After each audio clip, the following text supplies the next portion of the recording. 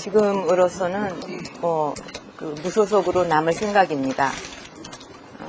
그리고 저는 지금 기존에 있는 정당에는 어디도 참여하지 않을 겁니다. 당분간은 무소속으로 남아 있으면서 많은 국민들을 만날 기회를 가질 거고, 또 정말 당리당략을 버리고 정책 정당으로, 그리고 어떤 경우든지 국익을 우선으로 하는 그런 정치 이념을 가진 분들이 있다면 누구하고도 같이 저는 정치를 할 수 있습니다. 그러나 지금 구체적인 계획은 없습니다.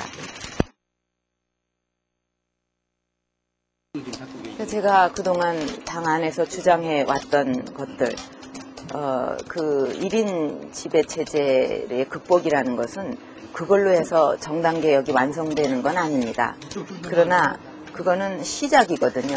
거기서부터 단추도 첫 번째 단추부터 이렇게 해야 되듯이, 그거를 극복하지 않고는 그 다음에는 다른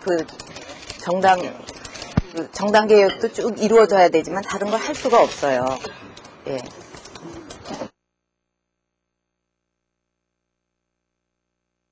지금은 그것도 지금 구체적인 계획이 없습니다.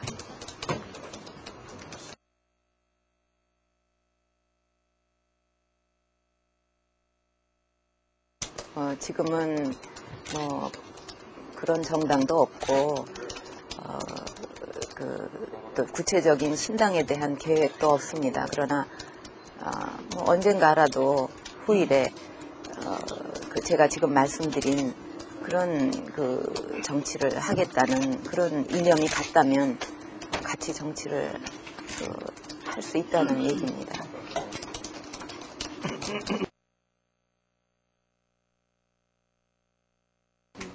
그러니까 그것이 사람을 갖다가 이렇게 저렇게 그런 걸로 구별할 필요는 없고, 어쨌든 제가 지금 말씀드린 그런 정치, 국익을 최우선으로 하고 당리당략에 빠지지 않고 정책 정당으로 국민이 정말 신뢰하고 존경할 수 있는 그런 정치를 하겠다는 이념이 같으면 그때는 제가 같이 할 수 있다는 얘기입니다.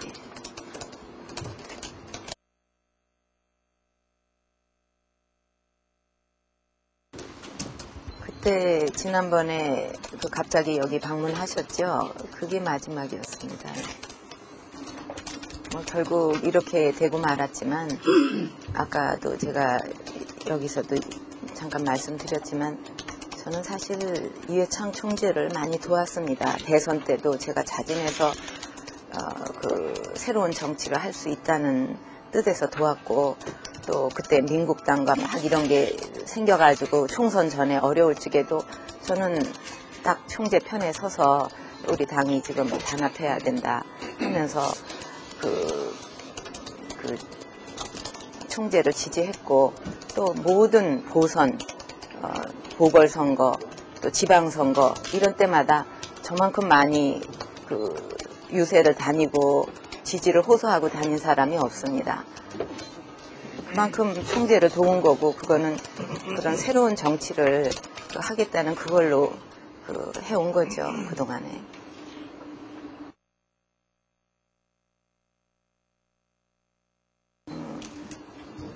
당 안에서요? 당 안에서도 저의 생각에 동조하는 분들이 있지만 그거 제가 밝힐 수는 없고, 또 그분들하고 이런 문제까지 의논하지는 않았습니다.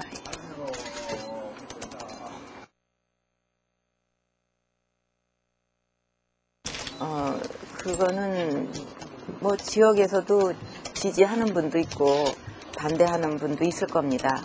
어제 저는 다 다닌 게 아니고 저희 지역구에 거기 있는 분들에게 먼저 이제 경선에 이번에 참여하기가 힘들다는 얘기부터 또 그동안의 여러 가지 경과를 이야기하고 이제 그분들의 의견도 듣고 그랬는데 많은 분들이 저의 입장을 어쨌든 소신대로 해달라는 그런 얘기를 했습니다. 예.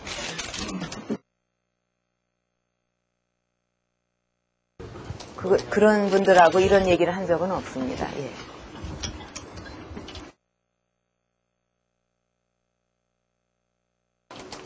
그동안 제가 한나라당을 처음부터 자진해서 택했고, 또 그동안 어떻게든지 또 많은 국민한테 얼마나 지지를 호소하고 다녔습니까? 사실 유세를 다닐 때 한나라당을 지지하는 분도 계셨지만, 또 많은 분들이 여야를 막론하고 이런 정치에 너무 식상을 해서 정말 좀 제발 좀 정치 좀 잘해달라. 이게 뭐냐, 또 왜 맨날 싸우냐, 국민은 왜 안전에도 없느냐, 그런 여러 가지 불만에 찬 얘기들을 많이 했는데, 그럴 때마다 저는 우리 한나라당이 잘하겠습니다. 그러니까 믿고 이번에 꼭 우리 후보를 도와주십시오. 한나라당을 꼭 지지해 주십시오. 그런 호소를 참 많이 하고 다녔습니다. 그리고 저는 그거를 괜히 입에 발린 소리로 표 얻기 위해서 한 게 절대 아니고, 진짜 내가 그렇게 해야 되겠다. 이분들이 믿고, 그래, 다 당선시켜 주셨잖아요. 그만큼 믿어준 데 대해서 내가 보답하고 배신하지 않도록 당을 한번 멋지게 개혁을 해서 정말 당당하게, 떳떳하게 국민 앞에 지지하고 많은 또 지지를 받겠다는 이런 생각으로 노력을 해왔는데, 이제 이렇게 결국 제 모든 것이 벽에 부딪히고 이제 이렇게 떠나게 될 수밖에 없으니까 저도 좀 감정이 많이 북받쳤는가 봅니다. 예.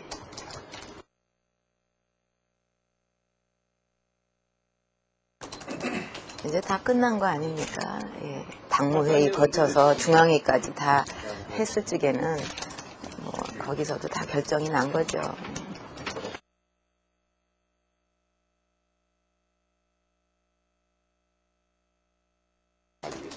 그러니까 제가 그동안의 정당개혁의 핵심이라는 건, 시작이라는 건 1인 지배체제의 극복인데 지금 그거를 거부한 거 아닙니까? 또 그런 것이 국민의 지지를 지금 받고 있나요? 지금 이런 식의 정치가? 지금 정치가 국민의 신뢰를 받고 또 정치가 경제의 발목을 잡는다는 이런 비난을 받지 않고 잘 되고 있다면 아예 정치개혁이나 정당개혁 얘기를 꺼낼 필요도 없는 거죠.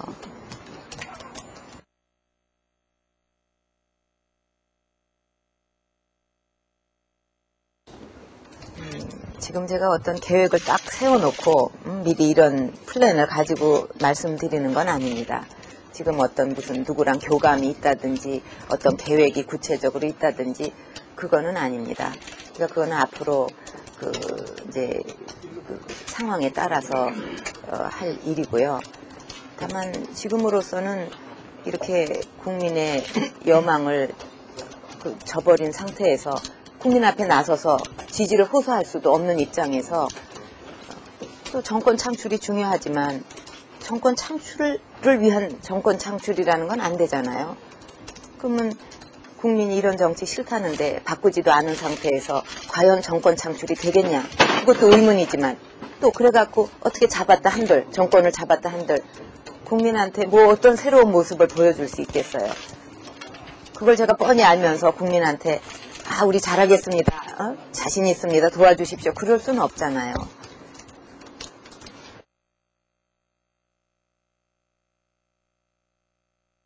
없었습니다. 예. 어떤 교감도 없었습니다. 예.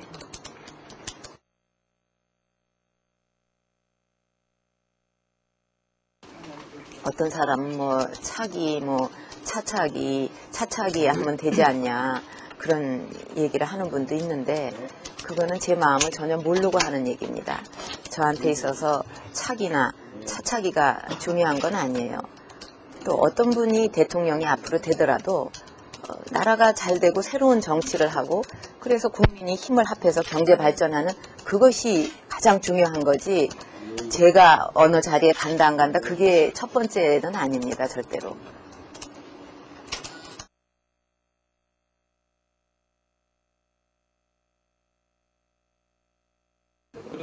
뭐 하여튼 저는 제 입장이 이렇기 때문에 더 이상 당에 있을 수가 없다는 그게 제 입장이고 그 앞으로의 일은 저는 모르겠습니다.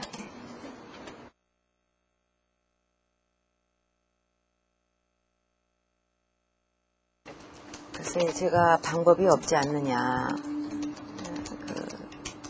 이제 저도 벽에 부딪혀서 뭐 더 이상 어떻게 해볼 수도 없는 그런 상황에서 그 좀 한계를 느꼈습니다. 그래도 이제 마지막 제 지역에 가서 그 의견을 들어보고 이제 그러고 결심을 하려고 미뤘던 거죠.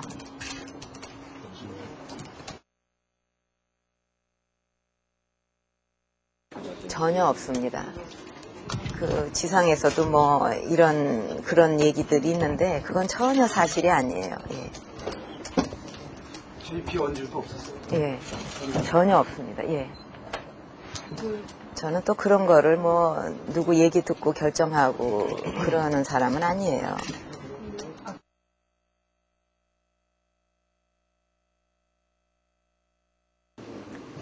글쎄 그거 뭐 지금 너무 막연한 얘기죠.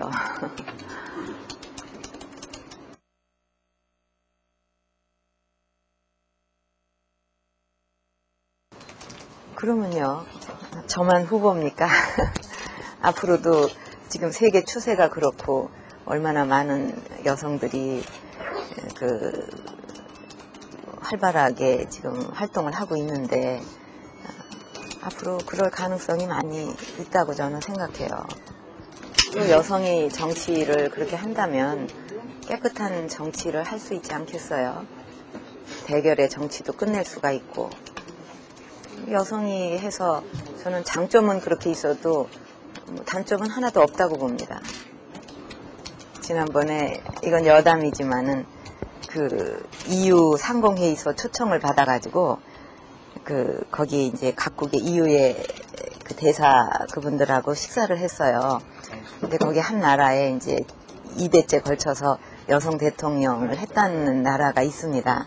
그래서 제가 그 여성 대통령이 돼가지고 그럼 그전엔 남성 대통령이었는데 뭐 달라진 거가 있습니까? 그러고 그냥 제가 물어봤어요, 가볍게. 그랬더니 대사 그분이 아니 자기는 하나도 뭐 다른 거를 느낄 수가 없고 일을 더 잘하더라고 그러더라고요.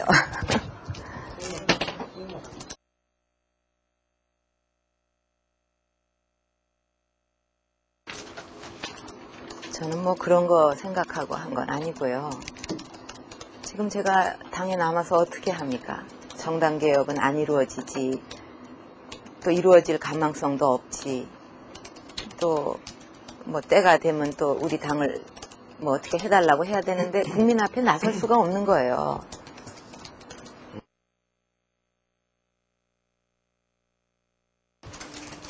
하여튼 지금 권력형 비리가 이렇게 줄줄이 이어져 가지고 그동안에 이루었던 뭐 여러 가지 일들도 다 그거에 묻힙니다. 잘 되고 못 되고 간에.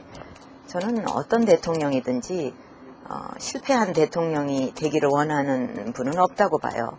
또 권력 임기 말기가 되면은 막 권력형 비리 뭐 그다음에 뭐 청문회 뭐 이래가지고 정말 망신스럽고 너무너무 곤혹스러운 그런 일을 겪기 원하는 대통령은 없다고 봅니다.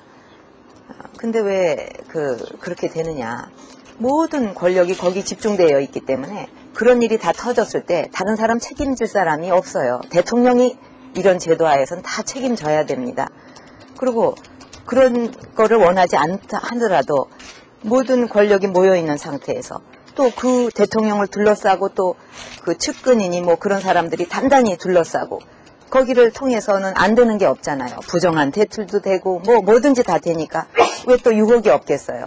그래서 결국은 다 해먹게 되고 끝에 가서는 그 비리가 드러납니다. 대통령이 된 사람이 밤잠도 안 자고 그거 해먹나 안 해먹나 쫓아다니면서 볼 수 있어요. 이거는 어디까지나 그 권력이 분산되고 합리적으로 시스템으로 움직여야 나중에 그게 대통령의 책임이 안 되는 거고 또 그런 막 해먹고 그냥 권력형 비리로 정권이 끝날 때 또 그런 게 터지고 이런 거를 막을 수가 있지 그렇지 않고는 안 됩니다.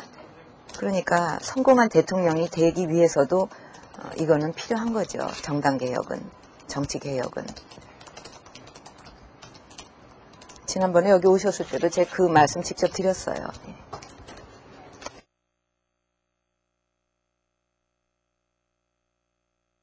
글쎄 말입니다. 지금 어떻게 정치개혁을 해도 사실은 총재한테 유리합니다. 그리고 또 그러면 더 많은 박수도 받을 수 있고 정말 국민한테 떳떳하게 지지도 호소할 수 있고 정권 창출이 정말 확실한 거죠. 박수 받으면서 정권 창출을 할 수 있습니다. 뭐 아유 저쪽이 싫으니까 할 수 없이 이쪽을 뽑는다 그런 차원이 아니고. 그럼 지지도가 지금 계속 똑같은 상태를 유지한다. 그거는 국민이 뭐 하고 싶은 얘기가 있는 거 아니겠어요? 그거를 왜 확 올릴 수 있는 기회를 놓칩니까?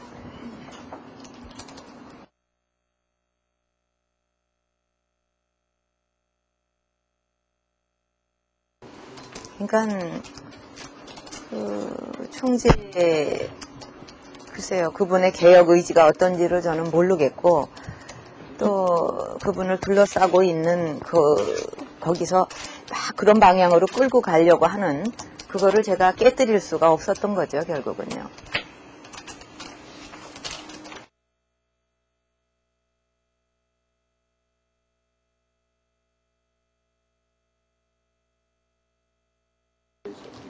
그럼 이 정도를 안 하고서 정당개혁을 어떻게 하겠다는 얘기예요. 이거는 기본입니다. 1인 지배체제를 극복하지 않고 정당개혁이라는 거 아무것도 안 되는 거예요. 이 경선도 정당개혁이 된 다음에 이게 의미가 있고 빛을 발하는 거지 이건 모양새만 후보 뽑는 방법만 좀 달라졌다 뿐이지 아무것도 변할 수가 없잖아요. 그럼 정당개혁을 하면 제가 이렇게 당을 떠나지도 않을 거고 또 떠나서도 안 됩니다. 근데 그걸 뭐 그 명분을 쌓는다 그렇게 말한다는 거는 그럼 제가 떠나게 하기 위해서 그쪽에선 정당개혁 안 한 건가요? 그러면요? 네, 다 되셨습니까? 그 아까 읽으신 원고는 좀 예, 드리겠습니다. 예, 예.